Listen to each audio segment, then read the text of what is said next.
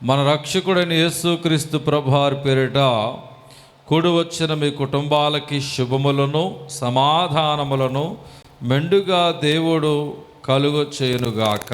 ఆమేన్.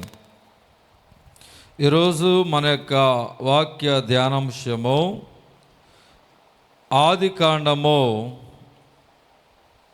49వ అధ్యాయము 22వ వచనం.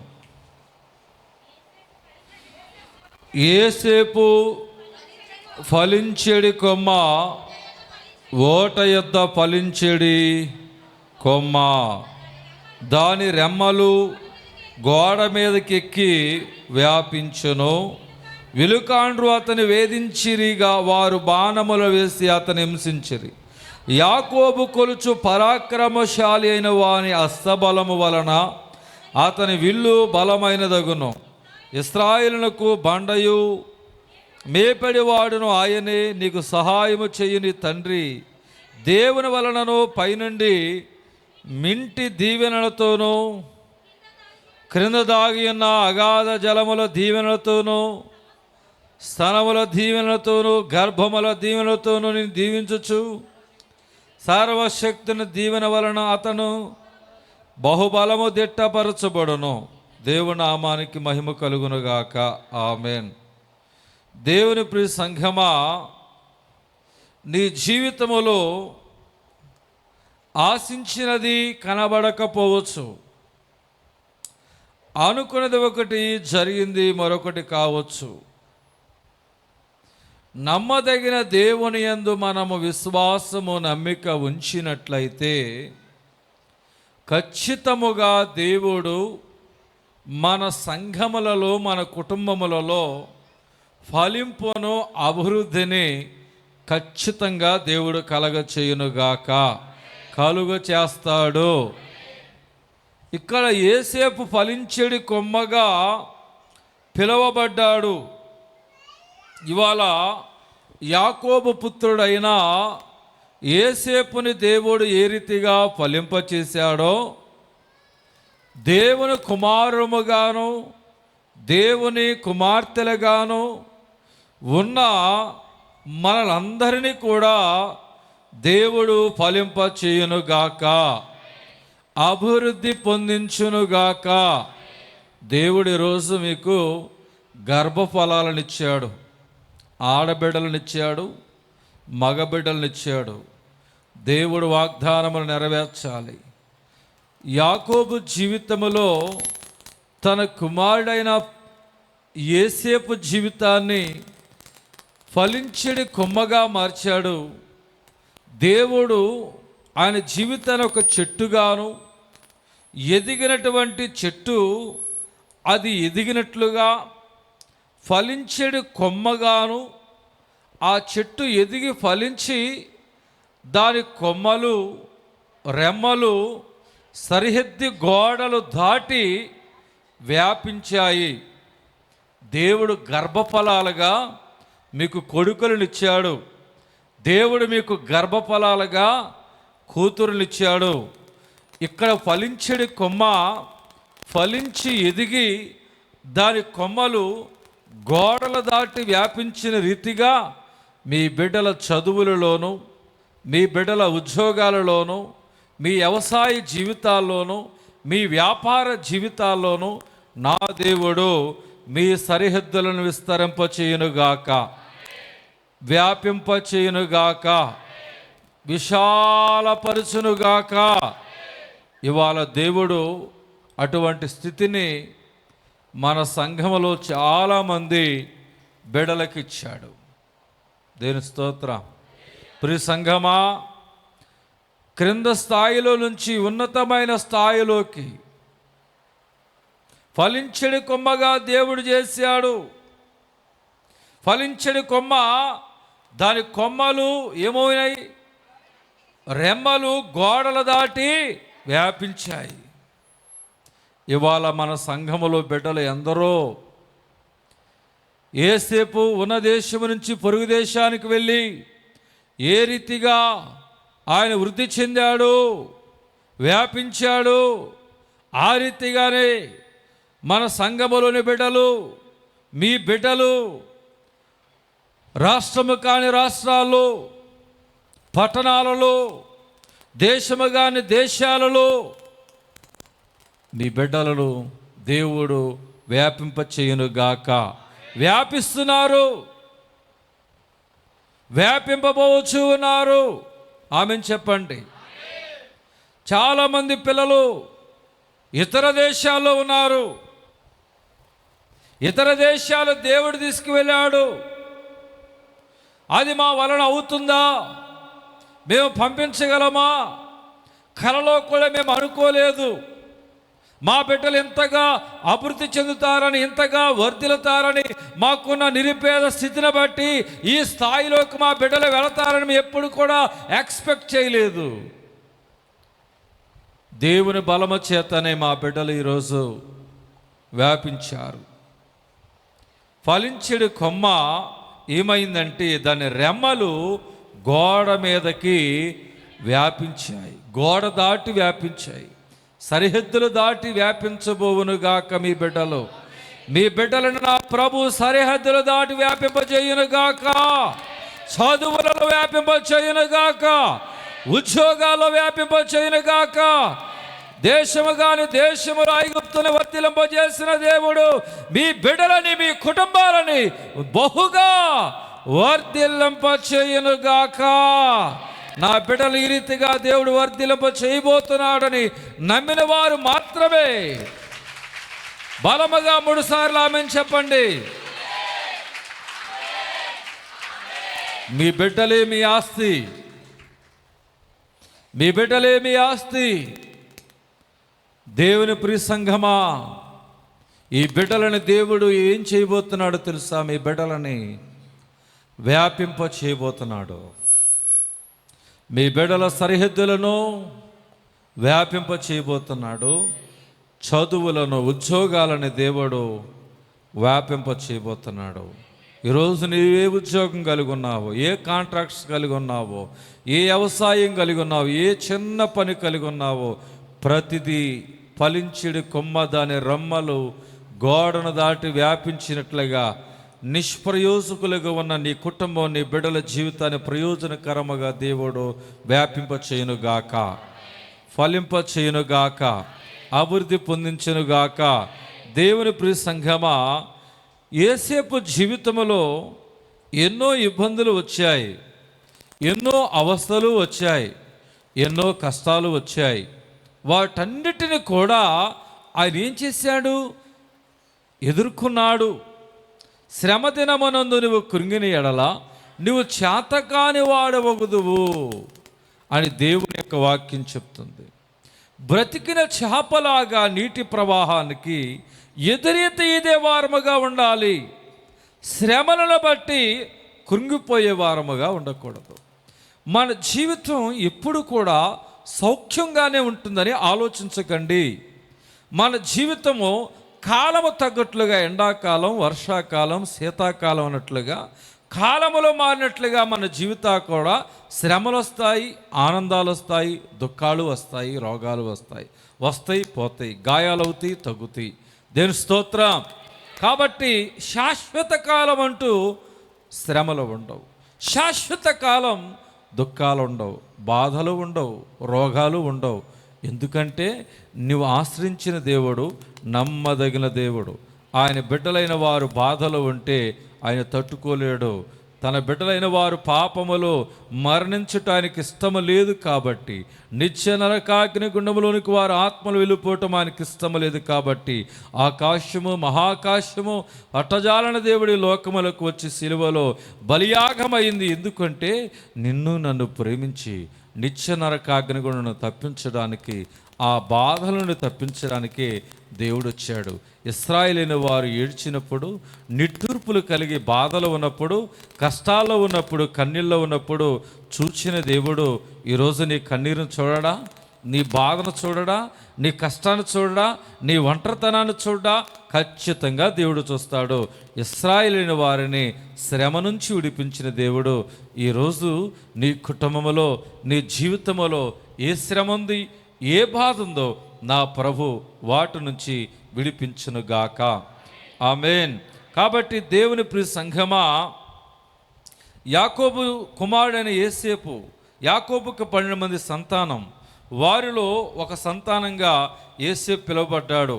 అన్నదమ్ములందరూ కలిసి యోసేపును ఒంటరిని చేశారు. యోసేపు కన్నా కలలు వేరి జీవితం వేరు. యోసేపుకు వచ్చిన వాగ్దానాలు వేరు, దేవుడిచ్చిన వాగ్దానాలు వేరు, జీవించుచున్నటువంటి జీవితం వేరు. పూర్తిగా తన జీవితం తలక్రిందులుగా మారిపోయింది. మరి యాకోబుని తన అన్నలైన వారు అడుక్కు తినే పరిస్థితిలో ఉంటాడు అని అనుకున్నారు. అలాగనే మరి యాకోబు యొక్క చూడండి, అదే యోసేపు యొక్క అన్నలైన వారు అడుక్కు తినే పరిస్థితిలో ఉంటాడని అనుకున్నారు. అలాగే యాకోబు మరి అనుకున్నట్లుగా దుష్టమృగం చీల్చివేసిందని యోసేపుని తన సహోదరులు చెప్పడం జరిగింది. పోతీఫరు భార్య ఇంటిలో కూడా మరి చెరసాలకి మరి బయటికి వచ్చే పని లేకుండా తన భార్య తనతో పాపము చేయలేదని ఆ చెరసాలలో వేయించినట్లుగా మనం చూడగలుగుతుంటున్నాం. కాబట్టి దేవుని ప్రియ సంఘమా, మరి పగ పెంచుకున్నాడు. మరి అన్నదమ్ములైన వారు అంతు లేకుండా చేయాలనుకున్నారు, కానీ అనుచేసిన దేవుడు యోసేపుని లోకములో ఫలింపచేశాడు. గట్టిగా చెప్దాం హల్లెలూయా. దేవుడు మనకి ఆధారమై ఉన్నాడు, దేవునికి మనకు బలమై ఉన్నాడు, దేవుడు మనకి నిరీక్షణ అయి ఉన్నాడు. కాబట్టి దేవుని ప్రియ సంఘమా, మనమందరము కూడా ఒంటరి వారమే, ఎవరు మన తోడు రారు, ఎవరింటికి వారే ఒంటరి వారు. కాబట్టి దేవుడు రాకడికి సమాప్తి పర్యంతరము సదాకాలము తోడుగా ఉంటాడు. నీవు ఒంటరివని చెప్పుకుంటావు, కానీ నువ్వు ఒంటరివి కాదు, నేను నీకు తోడు ఉన్నానని దేవుడు మాట్లాడుతున్నాడు. కాబట్టి ఏ శ్రమకి, ఏ బాధకి, ఏ ఇబ్బందికి నువ్వు కృంగిపోవద్దు. నిబ్బరము కలిగి ధైర్యంగా ఉంటూ నేర్చుకోండి.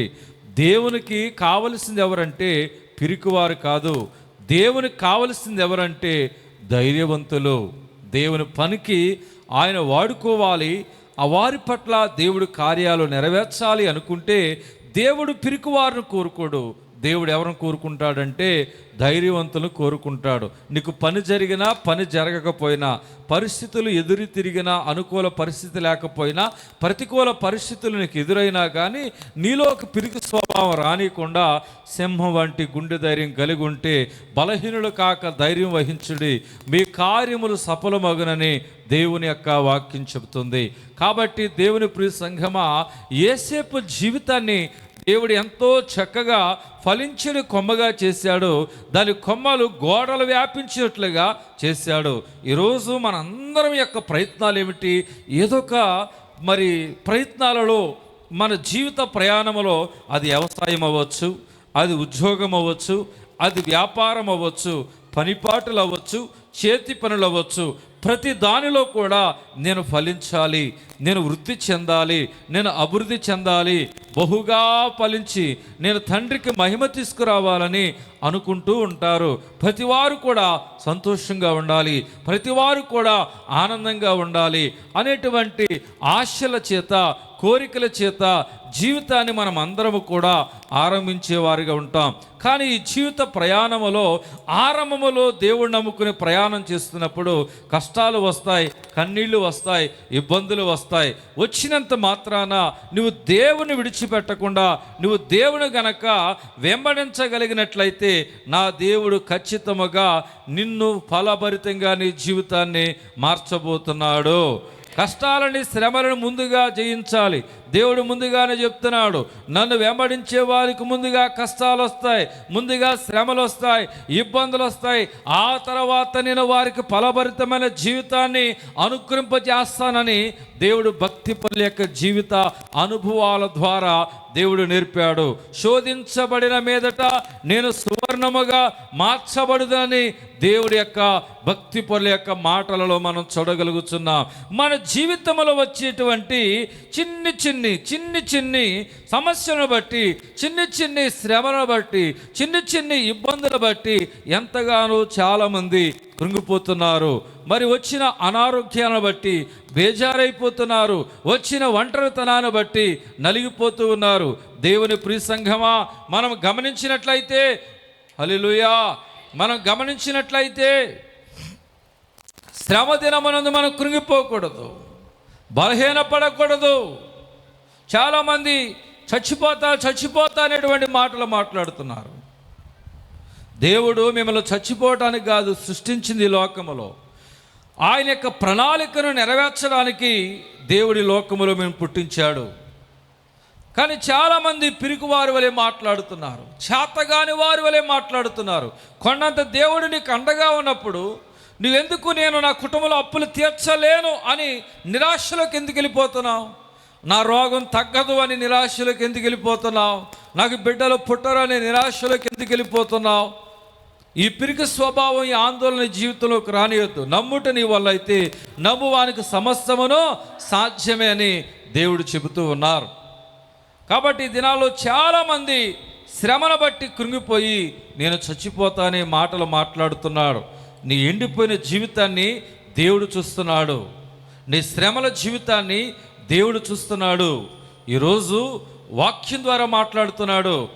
నేను యేసేపును ఫలించడు కొమ్మగా మార్చిన రీతిగా నీ ఎండిపోయిన నీ జీవితాన్ని నా జీవమును పోసి నీ జీవితాన్ని పచ్చగా మార్చి ఫలించడి కొమ్మగా నేను మార్చబోతున్నాడు దేవుడు. ఆమేన్ చెప్పండి. నీ కొమ్మలను గోడలు దాటి వ్యాపింప చేయబోతున్నాడు. ఆమేన్ చెప్పండి. మీ జీవితాలను, మీ కుటుంబాలను దేవుడికి బహుగా అభివృద్ధి పొందించబోతున్నాడు. ఆమేన్ చెప్పండి. మీ బిడ్డల చదువులను, ఉద్యోగాలను దేవుడు వృద్ధి పొందించి, అభివృద్ధి పొందించి దేశ విదేశాలలో దేవుడు వ్యాపింప చేయబోతున్నాడు. ఆమేన్ చెప్పండి. ఆమేన్. దేవుడు యేసేపుని అంతగా ఫలింప చేయటానికి గల కారణం, దేవుడు యేసేపుని అంతగా అభివృద్ధి పొందించడానికి గల కారణం, 12 మంది సంతానములో ఆ 12 మందిలో ఒక్కడు మాత్రమే అభివృద్ధిలోనికి వచ్చాడు.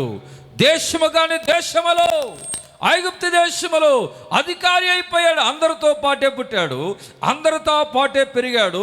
కానీ అందరితో పాటు వెనకబడిపోలేదు, అందరికంటే గొప్పవాడయ్యాడు. ఎవరు? యేసేపు. ఎందుకని? దేశము కాని దేశములో అభివృద్ధి చెందడానికి గల కారణం ఏమిటి? దేశము కాని దేశములో ఆయన ఫలించడానికి గల కారణం ఏమిటి? దేవుని ప్రియ సంఘమా, మొదటి కారణం, ఆయన ఫలించడానికి మొదటి కారణం చూడండి. ఆదికాండం 49వ అధ్యాయం 22వ వచనం.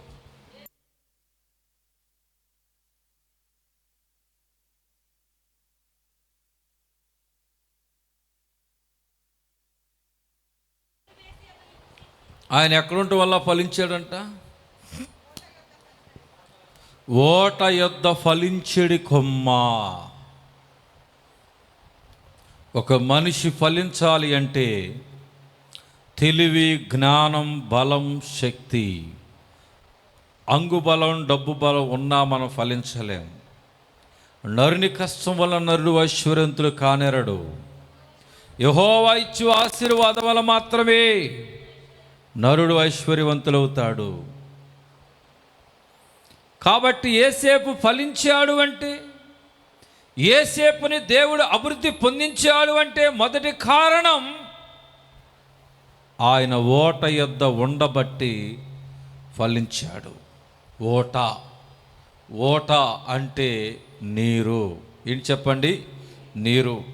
కాబట్టి దేవుని ప్రియ సంఘమా, ఈ ఓట గురించి బైబిల్ గ్రంథం ఏం చెప్తుందో చూద్దాం. ఇర్మియా గ్రంథం 2వ అధ్యాయము 13వ వచనం. నా జనులు 2 నేరములు చేసి ఉన్నారు, జీవ జలముల ఓటనైన నన్ను విడిచి ఉన్నారు. తమ కొరకు తొట్లను, అనగా బద్దలై నీళ్లు నిలవలే తొట్లను తొలిపించుకొని ఉన్నారు. ఏ ఓటంట? జీవజలముల ఓటనైన నన్ను విడిచి ఉన్నారు. ఇప్పుడు చెప్పండి, ఓట అనగా ఎవరు? చెప్పాలి అందరు నోటితో, ఏకస్వరం వినపడాలి. ఓట అనగా ఎవరు? దేవునికి మరొక పేరేమిటి? జీవజలముల ఓట. ఇక్కడ యేసేపు ఫలించెడు కొమ్మగా ఉన్నాడంటే ఓట యొద్ద ఉన్న ఫలించిడి కొమ్మ. జీవ జలముల ఓట యొద్ద ఉన్న ఫలించిడి కొమ్మ. ఓట అనగా నీరు. నీరు ఉన్న చోట్ల ఎండే అనుభవం కనపడదు. నీరు ఉన్న చోట జీవం ఉంటుంది. నీరు ఉన్న చోట చెట్టుకి పచ్చదనము కనబడుతుంది. నీరు ఉన్న చోట అది ఎదుగుతుంది. కొమ్మలు శాఖోపశాఖలుగా విస్తరిస్తాయి. ఆ కొమ్మలు గోడలు దాటి వ్యాపిస్తాయి. నీరు ఉన్న చోట చెట్టులో ఏముంటుందంటే జీవం ఉంటుంది, సత్తువ ఉంటుంది. నీరు ఉన్న చోట చెట్టు పచ్చగా ఉంటుంది. ఓట యొద్ద నిలిచి ఉండబట్టి, జీవజలముల ఓట యొద్ద ఉండుటను బట్టి యేసేపు ఫలించాడు, ఫలింపజేశాడు దేవుడు. 12 మందిలో ఒక్కడు మాత్రమే జీవజలపు ఓట దగ్గర నిలిచాడు. 11 మంది నిలవలేదు. అందుకే నిలిచిన వాడు ఫలించెడు కొమ్మగా అభివృద్ధిలోకి వచ్చాడు. నీటి ఓట యొద్ద నిలవన వారు అడుక్కునేవారయ్యారు. ఏ అన్నలైతే అడుక్కు తింటారు అనుకున్నారో ఆ అన్నలనే దేవుడు ఏం చేశారు? అడుక్కునేవాడిగా చేశాడు. హల్లెలూయా, హల్లెలూయా. యేసేపుని దేవుడు అభివృద్ధి పొందించాడు. ద్రాక్షావల్లిని నేను, తీగల మీరు. ఎవడు నా యందు నిలుచుంటాడో వాని యందు నేను నిలుచుంటాను. వాడు బహుగా ఫలించును. నాకు వేరుగా ఉండి మీరు ఏమీ చేయలేరు. కాబట్టి దేవుని యందు మనము నిలిచి ఉండాలి. జీవము కలిగిన స్థలము, నీటి ఓట ఉన్న స్థలం. జీవ జలపు ఓట యొద్ద ఉంటే జీవము దొరుకుతుంది. జీవపు జల ఓట లేనటువంటి, జీవజల ఓట లేనటువంటి స్థలములలో నిలిచి ఉంటే మన జీవితాలు జీవముండదు. మన జీవితాలు పచ్చగా ఉండవు. మన జీవితాలు ఫలభరితముగా మార్చబడవు. నీవు జీవము కలిగిన స్థలములలో ఉంటున్నావా? జీవము లేని స్థలాల్లో ఉంటున్నావా? జీవము కలిగిన స్థలము అంటే జీవజలపు ఊట అయిన దేవుని దగ్గర, నీరయున్న వాక్యము దగ్గర, నీరయున్న దేవుని సన్నిధి దగ్గర నీ కుటుంబం, నీవు, నీ బిడ్డలు ఎప్పుడైతే నిల్చుంటారో ఎండిపోయిన అనుభవం జీవితం, మోడు బారిపోయిన అనుభవ జీవితం, చిగురు లేని అనుభవ జీవితం కలిగి జీవిస్తున్నారు కదా. సంతోషము లేక ఎప్పుడైతే ఈ జీవజలపు ఓట అయిన దేవుని యొద్దకు వచ్చారో, వాక్యము దగ్గరికి, సన్నిధి దగ్గరికి, మందిరము దగ్గరికి వచ్చారో, నా దేవుడు మిమ్మల్ని ఏం చేయబోతున్నాడంటే జీవింప చేయబోతున్నాడు. ఎండిపోయిన మన బ్రతుకులను పచ్చగా మార్చబోతున్నాడు, ఫలభరితంగా మార్చబోతున్నాడు, అభివృద్ధి పొందించబోతున్నాడు, నిన్ను విస్తరింప చేయబోతున్నాడు. నమ్మిన మనమందరము కూడా నా కుటుంబాన్ని, నా బిడ్డలని, నా కలిగిన వ్యాపారం, ఉద్యోగం, చదువులు, పనిపాటలని నా దేవుడు విస్తరింప చేయబోతున్నాడు. ఆమేన్. దేవుని సన్నిధిలో నిలిచి ఉండాలి. భక్తిహీనుల గుడారములు నివసించుట కంటే దేవుని మందిరము, గుడారములో నివసించుట మేలు. ఒక దినము నీ ఆవరములో గడుపుట 1000 దినముల కంటే శ్రేష్టమన్నారు. కాబట్టి దేవుని ప్రియ సంఘమా, ఈనాడు మనందరము కూడా జీవజలపు ఓటను విడవకూడదు. ఎవరిని విడవకూడదు చెప్పండి? జీవజలపు ఓటనగా దేవుడిని విడవకూడదు. ఇవాళ దేవుని విడిచి తిరుగుతున్నావు కదా, చినిగిపోయిన సంచిలో వేసినట్లుగా నీ డబ్బు ఉంటుంది, ఏమీ కలిసి రాదు. డబ్బు సంపాదిస్తావు, బాగా సంపాదిస్తావు, ఆ డబ్బు చినిగిపోయిన సంచిలో వేస్తే ఏమవుతుంది? అంతా పోతుంది. మన ధనము కలిసి రావాలి. ఇవాళ నువ్వు దేవుని కాదని పరిగెడుతున్నావు కాబట్టి నీ మీద ఎన్నో అపవాది దాడులు జరుగుతున్నాయి. ఎన్నో కష్టాలు, నష్టాలు నీ జీవితంలో ఎదురు దెబ్బలు తగులుతున్నాయి. నిన్ను, నీ జీవితాన్ని శత్రువుకు అప్పచెప్తాడు. మనిషే దేవుని చిత్తానికి వ్యతిరేకంగా నడవబట్టే అశ్షూరు రాజు చేతికి అప్పచెప్పాడు. శత్రువులైన వారిని మీదకు తోలుతాడు దేవుడు. దేవునికి దూరమైనప్పుడు కీర్తన గ్రంథం 16:4 చూడండి. యెహోవాను విడిచి వేరొకరిని అనుసరించి వారికి శ్రమలు విస్తరిస్తాయి. దేవుని స్తోత్రం, దేవుని స్తోత్రం. కాబట్టి మనము దేవుని విడిచిపెట్టి వేరొకరిని అనుసరించి వారికి శ్రమలు విస్తరిస్తాయి. దేవుని ప్రియ సంఘమా, తాతయ్య గారు, సాంబశివరావు తాతయ్య గారని అమ్మగారి యొక్క మొదటి తమ్ముడు. ఇలాగే సంఘములో మేము సేవ చేయుచున్నటువంటి కాలంలో విశ్వాసులైన వారు అటు ఇటు చెల్లా చెదురవుతున్నారు. తాతయ్య నాయనమ్మ ఉండంగా కొద్దిగా స్థిరంగా ఉండేవాళ్ళు. చాలా ఇబ్బంది ఉంది పరిస్థితి, సంఘము స్థిరంగా ఉండటం లేదు. అటు వెళ్తున్నారు, ఇటు వెళ్తున్నారు, అటు వస్తున్నారు, ఇటు వెళ్తున్నారు. చాలా గలిబిలిగా ఉంటుంది, స్థిరంగా ఉండలేదు, ఇలా గందరగోళంగా సంఘంలో ఉంటుంది అని చెబితే, అయ్యా నేను ఒక మాట చెప్తాను, నా జీవితంలో జరిగిన సాక్ష్యం చెప్తాను ఇను అన్నారు. ఏంటి తాతయ్య చెప్పండి అన్నా. ఆ తాతయ్యకి తేలుగుట్టిందట. తేలుగుట్టినప్పుడు అమ్మగారు ఈ కుటుంబాల్లో మొదటగా దేవుడిని నమ్ముకుంది. తరువాత వారు అమ్మగారు నమ్ముకుంది, అమ్మగారిని బట్టి. అలాగున బాబాయ్ గారి బిడ్డలని, సొంత కుటుంబాన్ని, బంధువులందరిని కూడా దేవుని వైపు తిప్పుకోగలిగింది, రక్షించుకోగలిగింది. ఆత్మలను నిత్య నరకాగ్ని గుండానికి వెళ్ళకుండా.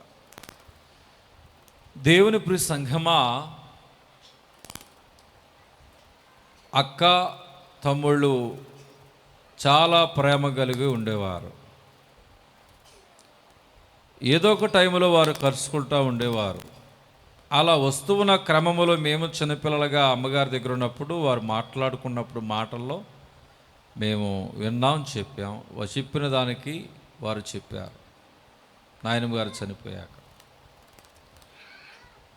అమ్మగారు చనిపోయినా కానీ అలాగే వారు నడిచారు. తేలు కుట్టింది. తేలు కుడితే నొప్పి భరించలేని నొప్పి వచ్చిందంట. అప్పుడు వారి యొక్క అక్కగారు ప్రార్థన చేస్తుంటే రోగులు బాగుపడుతున్నారని మందిరం దగ్గరికి వస్తే అమ్మగారు ఎక్కడో ప్రార్థనా కూడికి వెళ్ళారు, లేరు. మరి ఈ నొప్పి తట్టుకోలేని పరిస్థితి, ఏం చేయాలో అర్థం కాక అక్కడే ఉన్నటువంటి వారి తల్లిగారు కూడా ప్రార్థన చేస్తుందని తెలుసుకుని, అమ్మ నాకు తేలు కుట్టింది, ప్రార్థన చేయన్నారు. అప్పుడు వాళ్ళ అమ్మగారు నూనె రాసి ప్రార్థన చేస్తే పైకెక్కిన నొప్పి క్రిందకి దిగిందంట. దిగిన తర్వాత ఇంటికి వెళ్ళిపోయారు. ఇంకా నొప్పి బద్దలిస్తూనే ఉంది. సాయంకాలానికి వాళ్ళ అక్కగారు వచ్చారన్న సంగతి తెలుసుకుని బయలుదేరి వచ్చారంట. అమ్మగారు చేయించి ప్రార్థన చేశారు, నూనె రాశారు. ఉన్న నొప్పి ఇంకా విపరీతమై ఎక్కువగా పెరిగిపోయిందంట. ఏంటి, నా తమ్ముడికి నొప్పి తగ్గిపోద్దని నేను ప్రార్థన చేస్తే ఇదిగో సావిత్రమ్మ వారి యొక్క తమ్ముడికే తేలుగుడితే తగ్గించుకోలేకపోయింది, ఊళ్ళో వాళ్ళందరికీ తేలుగుడితే ప్రార్థన చేస్తే తగ్గిపోతుందని అని అంటారు, మరి వాళ్ళ తమ్ముడినే తేలుగుడితే తగ్గించుకోలేకపోయిందని అంటారు. ఏంటి ప్రభువా, ఎందుకు నా తమ్ముడికి కుట్టినటువంటి తేలు బాధ తగ్గటం లేదంటే, ఈ బిడ్డ అయ్యా నన్ను శోధించాడమ్మా అన్నారంట. అయ్యా, అరే తమ్ముడు ఎక్కడికైనా వెళ్ళావంటే, అక్క నీకంటే ముందుగా అమ్మ దగ్గరికి వెళ్ళాను, ప్రార్థన చేయించుకున్నాను, తగ్గింది.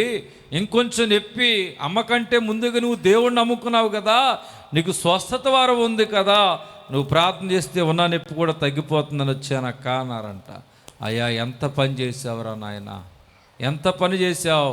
ఇదిగో అక్కడైనా యేసునామమే, ఇక్కడైనా యేసునామమే. కాబట్టి దేవా నేను పాపలను ఒప్పుకోమని అమ్మగారు పాపములు ఒప్పింపు చేస్తున్నప్పుడు అప్పుడు ఆయనకి బలహీనత అనేది తగ్గిందని సాక్ష్యం చెప్పారు. ఇప్పుడు ఇదంతా నేను ఎందుకు చెప్పాను, నన్ను విడిచి వేరొకరిని అనుసరించి వారికి శ్రమలు విస్తరిస్తాయి. కాబట్టి దేవుని విడిచి మనము వేరొకరిని అనుసరించకూడదు. తంత్రములు, యంత్రములు, మంత్రములని ఈ లోకానుసారమైనటువంటి పనిపాటులలో, ఈ లోకానుసారమైనటువంటి చీకటి శక్తులలో మనము పాలు పంపులు పొంది వెంబడించకూడదు. ఈరోజు నువ్వు దేవుని విడిచి తిరుగుతున్నావు, గాలిని పట్టుకోవడానికి ప్రయాసపడినట్లుగా నువ్వు ప్రయాసపడుతున్నావు. నీ ప్రయాస వ్యర్థమైపోతుంది, నీ కష్టం వ్యర్థమైపోతుంది, నీ సొమ్మంతా చినిగిపోయిన సంచిలో వేసినట్లుగా ఉంటుంది. కాబట్టి మనుషుల్ని ఆధారం చేసుకోమాకండి, దేవుని ఆధారం చేసుకోండి. మనుషులను బలంగా చేసుకోమాకండి, దేవుని బలంగా చేసుకోండి. మనుషులు ఎవరు చేయలేని సహాయాన్ని దేవుడు మీ జీవితంలో గొప్పగా దేవుడు చేస్తాడు. ఆమెన్ చెప్దాం. ఆమేన్, ఆమేన్. నువ్వు దేవుని విడిచిపెట్టేశావు, నీ కుటుంబం పూర్తిగా దేవుని విడిచిపెట్టేసింది, మనుషులని ఆధారం చేసుకునే పరిస్థితిలోనికి వచ్చింది. నన్ను విడిచి వేరొకరిని అనుసరించు వారికి శ్రమలు విస్తరిస్తాయని దేవుడు చెప్పాడు. కాబట్టి మనం ఎక్కడుంటే ఫలిస్తాం? జీవ జలపు ఓట ఎద్ద ఉంటే ఫలిస్తాం, దేవుని దగ్గర ఉంటే ఫలిస్తాం, దేవుని సన్నిధిలో ఉంటే ఫలిస్తాం, దేవుని యొక్క వాక్యము దగ్గరుంటే ఫలిస్తాం. నీ జీవితంలో ఇక చింతలుండవు, నీ జీవితము నిత్యము ఫలిస్తూనే ఉంటుంది. ఆ ఫలింపజేసే బాధ్యత దేవుడు తీసుకోబోతున్నాడు. ఆమేన్. అందుకే దేవుడు మనతో మాట్లాడుతున్నాడు. ఇర్మియా గ్రంథము 17వ అధ్యాయము 7వ వచనము చూడండి. యెహోవాను నమ్ముకునేవాడు ధన్యుడు, యెహోవా వానికి ఆశ్రయముగా ఉండును.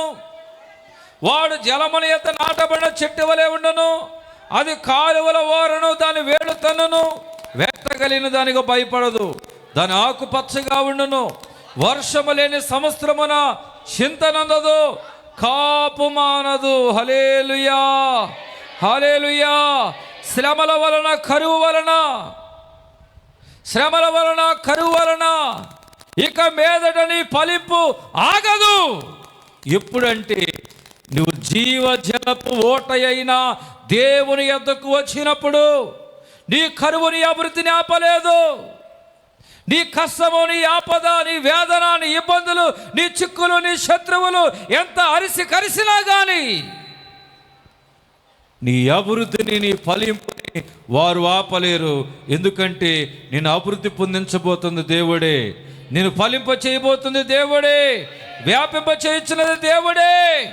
నా ప్రభు బహుగా దీవించునుగాక. దేవుని ప్రియ సంగమా, ఆత్మీయంగా అంతగా బలపడాలి మనం. దేవుని యొక్క జీవ జలప ఓట యొద్ద నువ్వు బలపడిన వాడవైతే, శ్రమలు వచ్చినా, ఇబ్బందులు వచ్చినా, ఇక్కట్లు వచ్చినా, సమస్యలు వచ్చినా, దావీదు గొలియాతును చూచి ఏమన్నాడు? ఏ పాటి వాడివి అన్నాడు. ఏమన్నాడు చెప్పండి? సున్నతి లేని ఫిలిష్తీయుడైన నువ్వు ఏ పాటి వాడివి? పెద్ద సమస్య వచ్చినప్పుడు దాన్ని చిన్నగా చూడాలి. ఎలా చూడాలి చెప్పండి? దాన్ని చిన్నగా చూడాలి. కాబట్టి దేవుని ప్రియ సంఘమా, నీవు ఆత్మీయంగా బలపడితే దావీదులాగా విజయం చెందుతావు. నువ్వు ఆధ్యాత్మికంగా బలహీన పడిన వాడిగా ఉంటే చిన్న సమస్యను కూడా పెద్దదిగా చేసి చూసి ఈ లోకంలో బలహీన పడిపోతావు. నీ జీవితం ఫలించదు, నీ జీవితం అభివృద్ధిలోనికి రాదు. ప్రతి చిన్న విషయాన్ని కూడా బోధత్వంలో పెట్టి చూడద్దు. ఆధ్యాత్మికంగా బలపడి మనం పెద్ద సమస్యలని చిన్నగా ఆలోచించడం నేర్చుకో. దావీదుని విజయ పదములు నడిపించిన దేవుడు నీ కుటుంబాన్ని కూడా విజయ పదం వైపు నడిపిస్తాడు.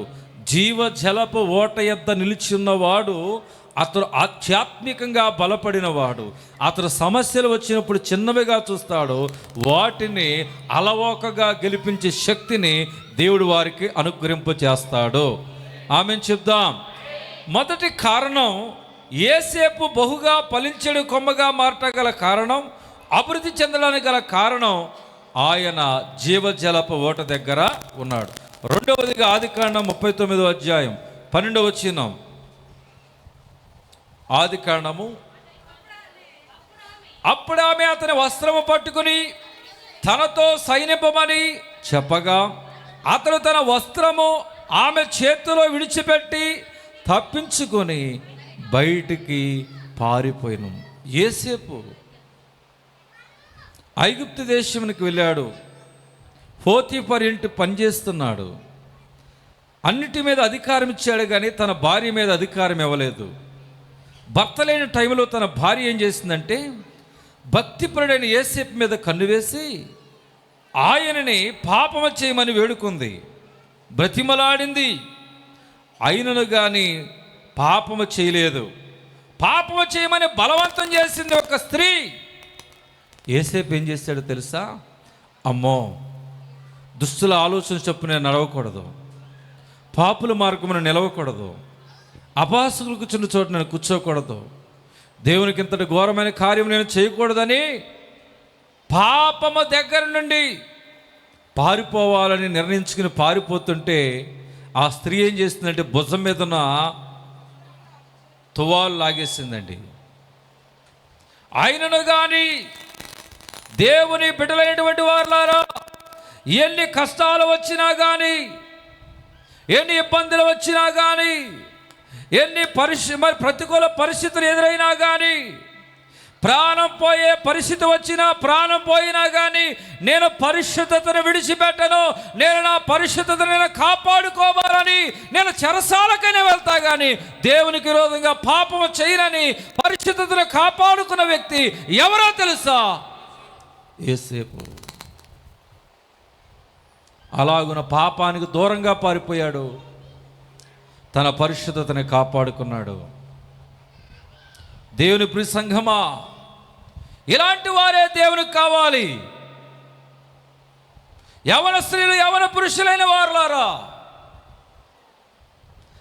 పరిశుద్ధత కలిగిన జీవితాలు మీరు జీవించండి. ఇలాంటి వారే దేవునికి కావాలి.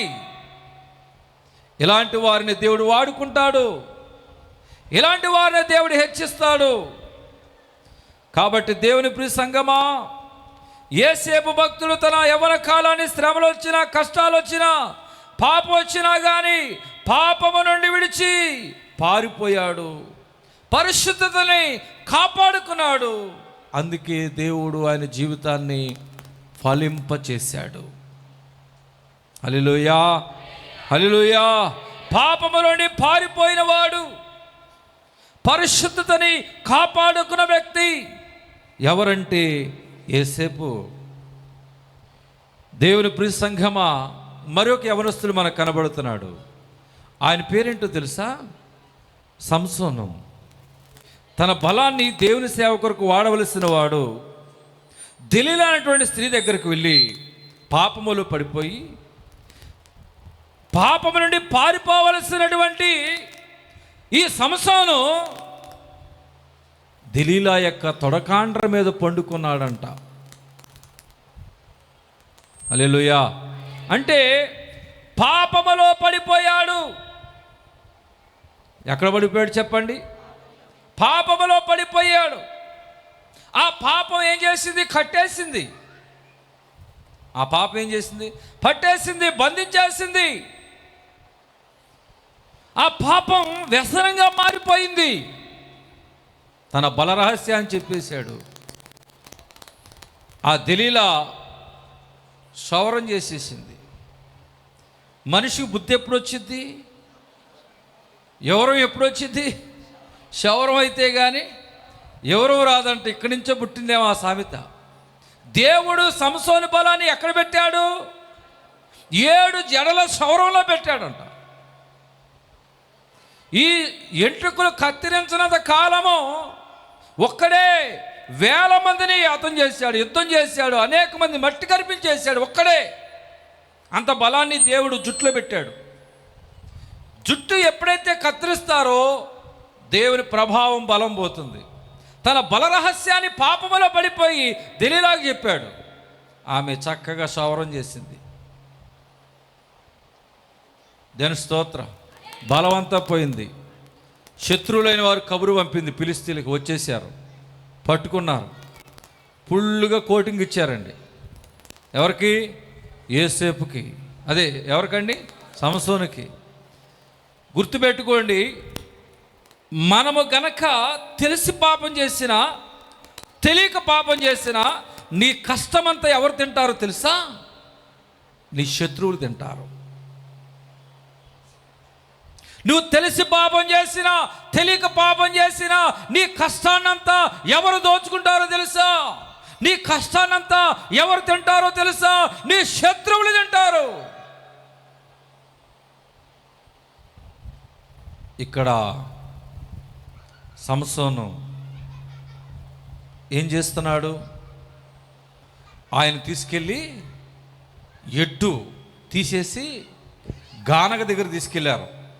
గానగ దగ్గర తీసుకెళ్ళి గానగ యొక్క కాడిని ఏం చేశారు? సంసోను మెడ మీద పెట్టారు. మెడ మీద పెట్టి ఇక ఆయనతో పని చేపిస్తున్నారు అన్నమాట. ఇక ఈయన పని ఏంటి? ఎద్దులాగా తిరగటం అటు ఇటు. దేవుని స్తోత్రం. చదువమ్మా. అతడు బందీగృహములో, న్యాయాధిపతుల గ్రంథం 16వ అధ్యాయము 21వ వచనం. ఫిలిష్తీయులు అతను పట్టుకొని అతని కన్నులు ఓడదీసి గాజాకు అతను తీసుకుని వచ్చి ఇత్తడి సంఖ్యల చేత అతను బంధించిరి. అతడు బందీగృహములో తిరగల విసిరివాడాయను. అయితే అతడు క్షౌరం చేయబడిన తర్వాత అతని తల వెంట్రుకు తిరిగి మొలుచడుకు మొదలు పెట్టెను. ఇక్కడ సవరం కూడా కాదు, తిరిగి మొలుతుని అంట. తిరిగి మొలవటం అంటే ఏమైపోయింది? అంతా అయిపోయింది. హల్లెలూయా. ఇక ఎద్దులాగా పనిచేస్తున్నాడు. ఎవరికి? ఫిలిష్తీయులకి, శత్రువులకి. తన కష్టమంతా ఎవరు దోచుకున్నారు? గానుగాడేదేమో సంసోను, నూనె తీసుకున్నదేమో ఫిలిష్తీయులు. మరి మనకు ఒక పాట తెలుసు, నాతో నీవు మాట్లాడినచో నే బ్రతికేదను ప్రభు. పాట తీయండి. నాతో నచో నే బ్రతికేదను ప్రభు. నా ప్రియుడా, నా హితుడా, నా ప్రాణనాథుడా, నా రక్షక, నా ప్రియుడా, నా ప్రాణనాథుడా. ఎప్పుడిది? తన మెడ మీద ఏం పెట్టారు? ఎడ్డుకాడి పెట్టారు. హల్లెలూయా, హల్లెలూయా. దేవుని ప్రియ సంఘమా, ఎద్దుకాడి పెట్టి చక్కగా నువ్వులేస్తున్నారేమో, నెంబర్ తీసామలాకు. మరి వేరుశనగలు వేస్తున్నారేమో. నూనె తీయడానికి ఏ నూనె కావాలో ఆ నూనెకి కావలసిన పదార్థాలని ఎక్కడ వేస్తున్నారు? గానగలు వేస్తున్నారు. ఏం చేస్తున్నారు చెప్పండి? గానగలు ఏడుస్తున్నారు. గానగలు ఏడ్చిన తర్వాత ఒక ఎడ్డుని వేసి ఏం చేసేవారు? నూనె తీసేవారు గానగ ఈడ్చడానికి. అటువంటిది ఆ ఎడ్డుని తీసివేసి ఏం చేశారు? ఈ వ్యక్తిని కట్టారు. కట్టినప్పుడు పాడుకుంటున్నాడు, కట్టబడితి నేను గట్టి తాళ్లతోనో, వీడలేదు ఆత్మ, వీడలేదు రథము, గుడ్డివాడనైతి గాను గీడ్చుచుంటి, దిక్కులేక నేను దయను కోరుచుంటి. ఒక్క మాట చాలు, ఒక్క మాట చాలు, ఒక్క మాట చాలు ప్రభు, ఒక్క మాట నాతో నీవో మాట్లాడినచు నే బ్రతికేదను ప్రభు. హల్లెలూయా. ఎప్పుడైనా కానీ మనుషులకి బుద్ధి ఎప్పుడు వచ్చింది? చాలాసార్లు మీకు చెప్తాను నేను, ప్రాణం మీదకి వచ్చినప్పుడు బుద్ధి వచ్చింది, సర్వం పోయాక బుద్ధి వచ్చింది, మొత్తం సౌరం అయ్యాక కానీ ఎవరు వచ్చినట్లుగా బుద్ధి వచ్చింది. ఎన్నిసార్లు చెప్పినా కానీ వాక్యం ద్వారా బుద్ధి రాదు. ఇక్కడ దేవుడు చెప్తున్నాడు, ఎవరు ఫలిస్తారు అంటే పాపము నుండి పారిపోయిన వారు, పరిశుద్ధతని కాపాడుకున్నవారు. స్త్రీలైన వారు కానీ పురుషులైన వారు కానీ పాపం నుండి పారిపోతేనే మీరు జీవితంలో ఫలిస్తారు. పాపానికి దూరంగా పారిపోవాలి, పరిశుద్ధతని కాపాడుకోవాలి. పాపము చేసిన వాడు తన కష్టాన్నంతా ఎవరికి పెడతాడు తెలుసా? శత్రువుల చేతికి అప్పచెప్తాడు. ఇవాళ తెలిసి నువ్వు పాపం చేసినా, తెలియక పాపం చేసినా, నీ శ్రమని, నీ కష్టాన్ని, నీ ధనాన్ని, నీ పంటని ఎవరు దోచుకుంటారో తెలుసా? నీ శత్రువులైన వారు దోచుకుని తింటారు. సంసోను చేసిన పాపం వలన తన కష్టం అంతా ఎవరు తిన్నారు? ఫిలిష్తీయులు తిన్నారు. ఇవాళ ఈరోజు నీ కష్టం నిలవటం లేదంటే దేవుడి మీద నెపాను మోపుతాను. దేవుడు 40 రోజులు ఉపవాసాలు ఉన్నా కానీ ఏం మేలు చేయలేదయ్యా, ఆదివారం గుడికి వస్తాను ఏం మేలు చేయట్లేదయ్యా. దేవుడేమో పాపం మానుకోమంటున్నాడు. చేయవలసినవి చేయి, చేయకూడనివి చేయకూడదు. సిద్ధపరచవలసిన సిద్ధపరచు. నువ్వు చేసే రహస్య పాపాన్ని ఆపేయి, నువ్వు చేసే బహిరంగ పాపాన్ని ఆపివేయి. చీకట్లో రహస్య పాపాలను ఆపివేయి. యవనస్తులారా, యవన పురుషులారా, యవన స్త్రీలారా, కంటికి కనబడే పనులు చేస్తున్నారు, కంటికి కానరాని పనులు చేస్తున్నారు. నీ జీవితం నవ్వులు పాలు కాకమునిపై ప్రవర్తన సరి చేసుకోండి. పెళ్ళైన స్త్రీలు ఉన్నారు, పెళ్ళైన పురుషులు ఉన్నారు. మీరు చేసే కానరాని పనులు సరి చేసుకోండి, ప్రవర్తన సరి చేసుకోండి. మన జీవితాలు కుక్కల జీపనిస్తా కాకమునిపై మన ప్రవర్తన సరి చేసుకోండి. పరిశుద్ధతను కాపాడుకోవాలి. ఇవాళ మీ మగబిడ్డలను కాపాడుకోవాల్సిన బాధ్యత తల్లిదండ్రుల పైన ఉంది. ఆడబిడ్డలను కాపాడుకోవాల్సిన బాధ్యత తల్లిదండ్రుల పైన ఉంది.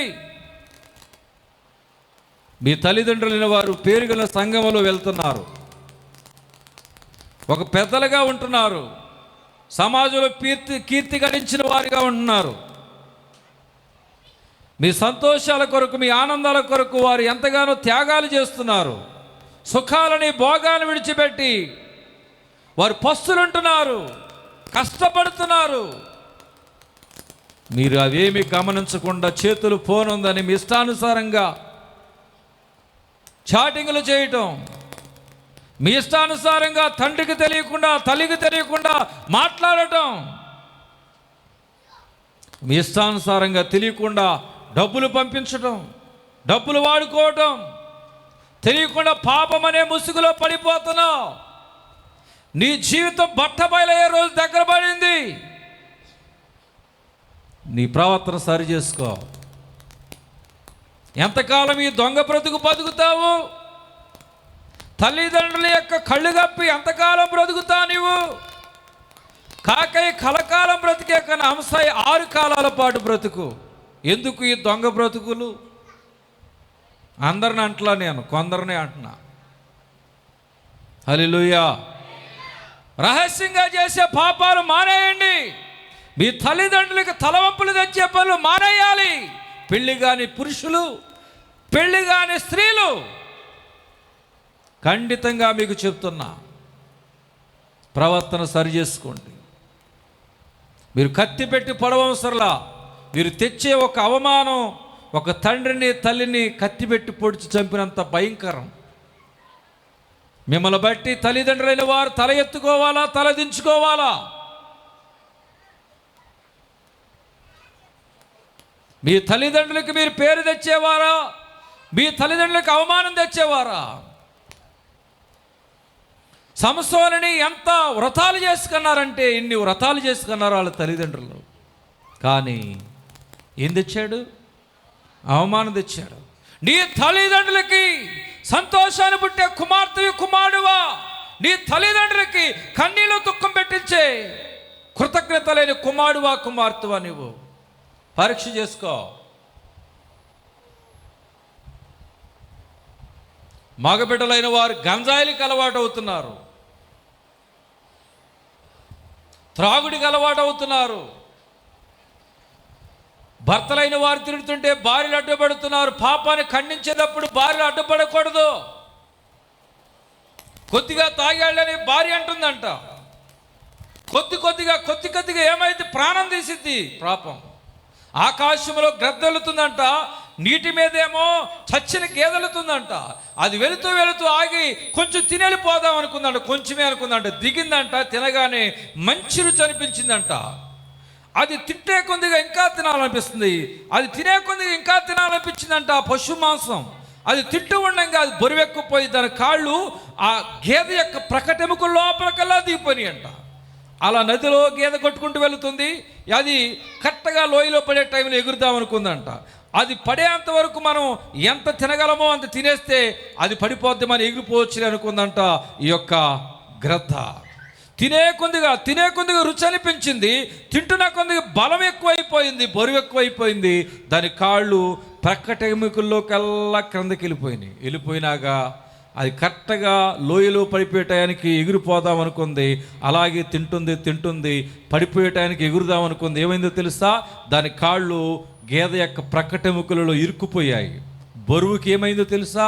ఎగరలేకపోయి అది కూడా గేదెతో పాటు వెళ్ళిపోయి నీళ్ళలో పడి చచ్చిపోయింది. హల్లెలూయా. వ్యసనం కొంచెమేగా తిని బయటకు వచ్చేద్దాం అనుకుంది. కానీ ఆ కొంచెమే ఏం చేసిందో తెలుసా? గ్రద్ద యొక్క ప్రాణం తీసింది. ఇవాళ పెళ్లి కానటువంటి పురుషులు, పెళ్లి కానటువంటి స్త్రీలు తల్లిదండ్రులకి గుండె కోతకు గురవ్వద్దు. తల్లిదండ్రులు తొక్కిపెట్టే పనులు మీరు చేయొద్దు. తల్లిదండ్రులు, సంసోను యొక్క తల్లిదండ్రులు దేవుని కొరకు బిడల కంటే ఆ కుమారుడు పాపం చేసి చచ్చిపోయాడు సంసోను. ఇవాళ దేవుని కొరకు బలమైనటువంటి పాత్రలుగా ఉండవలసినటువంటి యవనస్తులు సిగరెట్లు, మందు, పానుపరాగు, గంజాయిలంటూ లోకములో విచ్చలవిడిగా తిరుగుతున్నారు. 7 గంటలకు కుటుంబ ప్రార్థనలు నీ పెట్టుంట్లా, నీ ఇంట్లో 7 గంటలకి కుటుంబ ప్రార్థనలు మీ మగ పెట్టుంట్లా, నీ భర్త ఉండటంలా, నీ కుమార్తె ఉండటంలా. ఎప్పుడైతే ఒక బిడ్డ రహస్యంగా ఒంటరిగా ఉండడానికి అలవాటు పడ్డాడో పాపములో పడిపోతున్నాడని నువ్వు గమనించాలి. రహస్యాన్ని మెయింటైన్ చేస్తున్నాడు అంటే అతడు, ఆమె పాపములో పడిపోతుంది అని నువ్వు గమనించు. రహస్య బ్రతుకులు ఎడవండి యవనస్తులారా. యేసేపులాగా మీరు పరిశుద్ధతను కాపాడుకుంటే మీరు కోరుకున్నవన్నీ మీ కాళ్ళ దగ్గరికి దేవుడు నడిపిస్తాడు. ఆమేన్ చెప్తా. ఆమేన్. దేవుని బిడ్డలైన వారులారా, ఇవాళ మగపిల్లలైన వారు ఎంతగా చెడిపోతున్నారు. బాప్తీసాలు తీసుకుని తాగుతున్నారు, బాప్తీసాలు తీసుకుని సిగరెట్టు, మందు, పానుపరాగు, గంజాయిలు తాగుతున్నారు. ఒక ఆమె అడిగింది నన్ను, యాయా పలానా అబ్బాయి గుళ్ళోకి వస్తున్నాడు కదా, బాప్తీసం తీసుకున్నాడు కదా, మా అబ్బాయి బాప్తీసం తీసుకోలేదు, ఎవరో తాగితే ఏమైందిరా అంటున్నాడు వాడు. అమ్మ పలానా వాడు బాప్తీసం తీసుకున్నాడు కదా, తాగితే ఏమైతే నన్ను అంటున్నాడు, అసలు గుళ్ళోకి వెళ్తున్నాడా వెళ్ళట్లేదని అడిగాడంట. హల్లెలూయా. ఒక రక్షించబడిన వాడు రక్షించాలి అనేకులని, ఒక రక్షించబడిన వాడు రక్షించబడేవాడిని రక్షణలోనికి నడిపించకుండా తాగుబోతుని చేస్తున్నాడు. ఎంత బాధాకరం అంటే అంత బాధాకరం. దేవుడు అందుకే యెరూషలేము కుమార్తెలారా, నా నిమిత్తం మీరు ఏడవద్దు, మీ నిమిత్తం, మీ బిడ్డల నిమిత్తం ఏడుబడి అంటున్నాడు దేవుడు. మొక్కై వంగనవాడు మ్రానైన తర్వాత వంగడు. నేను ఇంతగా ఎందుకు చెప్తున్నానంటే, పరిస్థితులు రోజులు బాగోలేదు. తల్లిదండ్రులైన వారు బిడ్డల గుండు కోతకు గురవుతున్నారు. బిడ్డలను బట్టి కడుపు కోతకి గురైపోతున్నారు, ఏడుస్తున్నారు, తాళలేకపోతున్నారు. రేపొద్దున చేయి దాటిపోయిన తర్వాత నువ్వు ఏడ్చినా ఉపయోగం లేదు. నేను ఎందుకు చెప్తున్నాను అర్థం చేసుకోండి. యవనస్తులైన వారిని దేవుళ్ళు నడిపించండి, బైబిల్ చదివించండి, పాటలు పాడించండి, వాక్యం చదివించండి, వాక్యంలో పెంచండి, ప్రార్థనలో పెంచండి, ఆదివారం మందిరానికి నడిపించండి, భక్తిలోనే పెంచుకోండి. మీ బిడ్డలు చక్కగా ఒక మొక్కలాగా దేవుల్లో పెంచండి. పాపము, మస్తు, మాలిన్యం అంటకుండా నీ బిడ్డను పరిశుద్ధంగా పెంచుకో. లోకంలో వదిలిపెట్టద్దు. రేపొద్దున ఏడుస్తావు బిడ్డల బట్టి. మరి నిన్న నేను మరికుంట గ్రామానికి వెళితే మరి ఆ బిడ్డ ఎలా చనిపోయాడో ఏమో కానీ చక్కగా 6 అడుగుల బిడ్డ, 3 కొడుకులు ఆ తల్లికి. ఆ తల్లి, అయ్యా నేను తినకు బిడ్డల్ని నేను పెంచుకున్నానయ్యా, పోషించుకున్నానయ్యా అని ఏడ్చింది. ఆ ముందు రోజే వాళ్ళ తల్లి చచ్చిపోయిందంట, వెళ్ళొచ్చింది. ఆ 2వ రోజున ఇంటికి వచ్చారు, సాయంకాలం వేళ పడుకున్నారు. 3వ కొడుకు, చిన్న కొడుకు మరి ఏమైంది ఏంటో రమారమి 20-21 సంవత్సరాలు ఉంటాయి, లోపల ఉరిపెట్టును చచ్చిపోయాడు. పొద్దున్నే నిద్రలేసి తలుపు తీస్తే వేలాడుతూ ఉన్నాడట. ఎంత విచారం అంటే అంత విచారం. ఆ తల్లిదండ్రులు దుఃఖమో, కడుపు కోత అంత భయంకరంగా ఉంది. ప్రాణం పోతే తిరిగి రాదు. దయించి యవన బిడ్డలైన వారలారా, వ్యసనాలకు దూరం కండి, ప్రవర్తన సరిచేసుకోండి, ఆ చాటింగ్లు ఆపేయండి, రహస్య ప్రేమలు విడిచిపెట్టండి. పేరెంట్స్ ది బెస్ట్ ఇస్తారు మనకి ఎప్పుడు కూడా. Marriages are made in heaven. దేవుడు మీ కొరకు సిద్ధపరిచుంచాడు పరలోకంలోని వివాహాలని. మీకు కావలసిన వారు ది బెస్ట్ ఎవరో దేవునికి తెలుసు, దేవుడు ఇస్తాడు. సొంతగా పరుగులెత్తితే దెబ్బతింటారు. దేవుడిచ్చిన దాన్ని తీసుకుంటే మీ జీవితం ఫ్రూట్ఫుల్గా ఉంటుంది, ఫలభరితంగా ఉంటుంది. దయించి 2 చేతులు జోడించి మీకు మొక్కుతున్నాను, నమస్కరించి చెప్తున్నాను. మీ బిడ్డలని దేవుని సన్నిధికి నడిపించండి. క్రీస్తు రక్తములో కడగబడాలి, బాప్తిస్మ అనుభవాలు పెంచబడాలి, వాక్యములు పెంచబడాలి. కుడికి కానీ ఎడమ కానీ తొలిపోకుండా మీ బిడ్డలని భక్తిలో పెంచండి. జీవితంలో మీ బిడ్డలను యేసేపుని స్థిరపరిచినట్లుగా, ఫలింపజేసినట్లుగా, అభివృద్ధి పొందించినట్లుగా మీ బిడ్డలని అభివృద్ధి పొందించబోతున్నాడు. యేసేపుని వ్యాపింపజేసిన దేవుడు మీ బిడ్డలని ఈ లోకములో వ్యాపింపచేయునుగాక, విస్తరింపచేయునుగాక, ఫలింపచేయునుగాక. దేవుడు కొద్ది మాటలు దేవుడు దీవించునుగాక.